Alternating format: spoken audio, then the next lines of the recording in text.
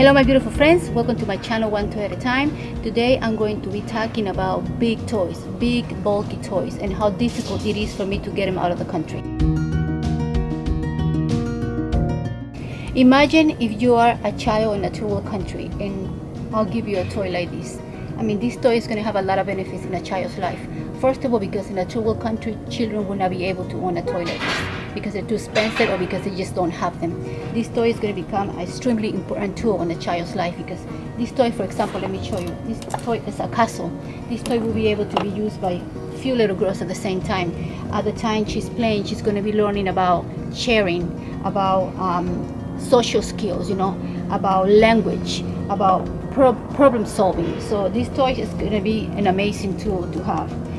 This toy back here is one of my favorite toys. I mean, it's a big truck. This truck is definitely an amazing tool to learn because, as you can see, it's kind of pulled apart because I couldn't put it together myself. It took me like a whole hour to try to put it together and I give up. But it's an amazing toy because children are going to have to figure it out how to put this together, and actually has a few functions. It's a track that will be able to put little cars in here and play. So they're going to have to play together to be able to solve these problems. And on top of that, I mean, imagine his face when he gets this toy. I mean, how beautiful. I like to take a lot of these kind of toys for toddlers because toddlers love to push stuff. They like to feel like they're adults, even the little tiny things. So he will learning a lot of skills with this toy.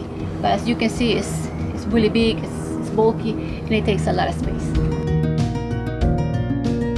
That's one of the many difficulties that I have, that these toys are very beautiful, but they're very big and they're very heavy and they take a lot of space, and I don't have a place where to put them. I do have a little storage, but it runs out of space pretty quickly because the toys take a lot of space.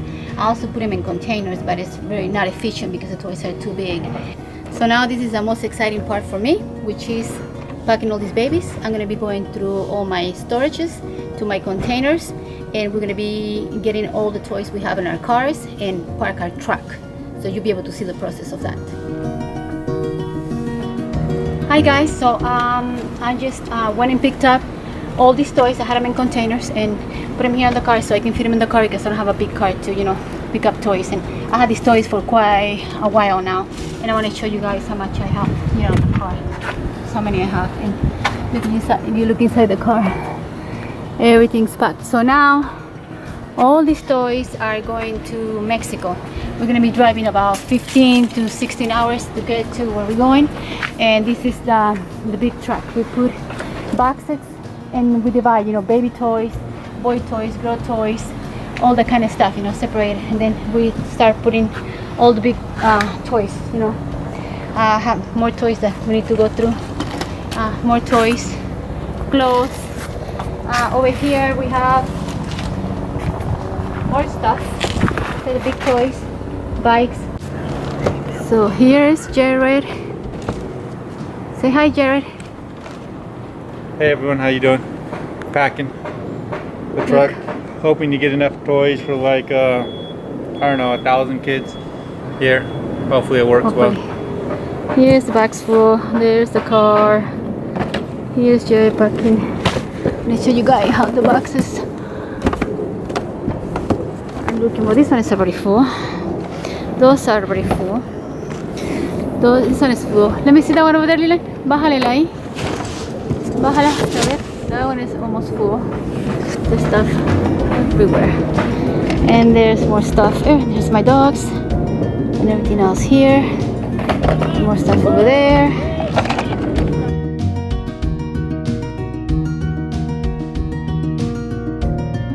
So once I ran out of space, usually when my two storage are completely full, I also use my cars for storage, and all my containers are completely packed, and I have no choice than to get the toys out of the country. So luckily I live in Los Angeles and I can just go across the border to Mexico.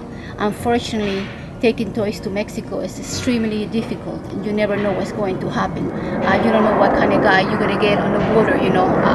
Sometimes the immigration let you go through with the toys and they charge you a little amount of money. Sometimes it's a nightmare. Sometimes they say no and they send you back, and then you have to try again, and then they say no again, and then you end up driving for hours and hours, thousands of miles to be able to get your toys across.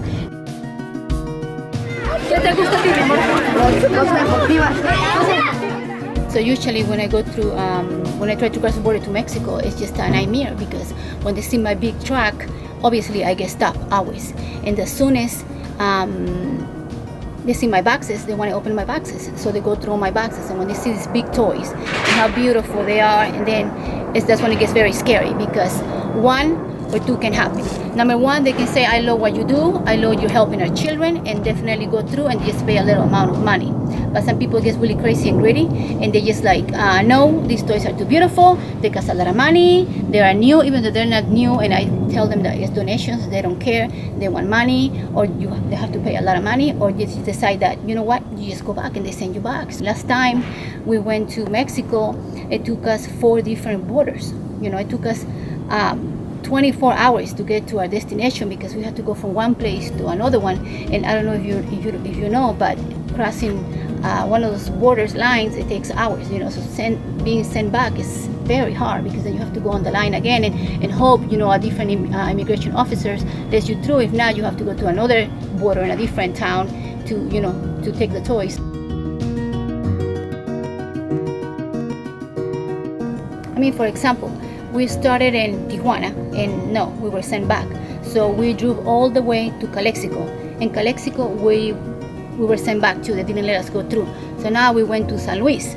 And in San Luis, they said no too. So after that, after so many hours of driving, we decided to go all the way to Arizona. And that's when we were able to cross the border. We paid $100 and they let us through. So yeah, it took us 5 different borders, 500 miles later to get into the country. That's how difficult it is sometimes. So yeah, it is extremely difficult. It's very scary. You know what's going to happen, if you're going to be able to get through or not. So that's what happens when you take, you know, these big bulky toys. It's impossible for them not to see them because they're so big and beautiful. So that's other issues that I have with my big toys. I'm so excited. I am in Mexico. We finally made it after, oh my gosh, so many hours. And I'm really excited because things work out like always. And we found this amazing little village called Ejido, which has a lot of children. Some of them live in poverty. Some of them live in extreme poverty. And I don't know if you know, but even though Mexico is across the border, you will see a lot of poverty, and extreme poverty, and children living in horrendous conditions in Mexico. A ver, ¿qué te gusta a ti? Una de estas. ¿Te va a una de estas?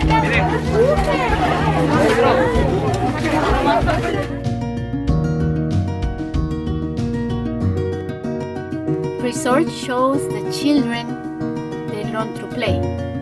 So it's an important part of child's development. A child who doesn't play with an instrument will not become a musician.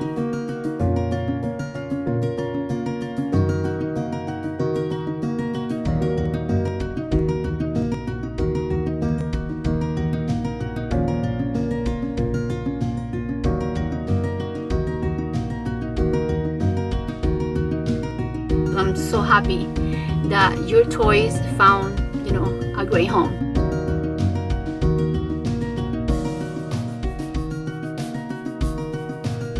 And I want to thank you, my beautiful friends, for these big, beautiful toys, because big, beautiful toys make a big difference in this child's life. Thank you so much for your donations and for your kindness. Please like and subscribe. It's very important so I can continue my mission of love to helping children around the world.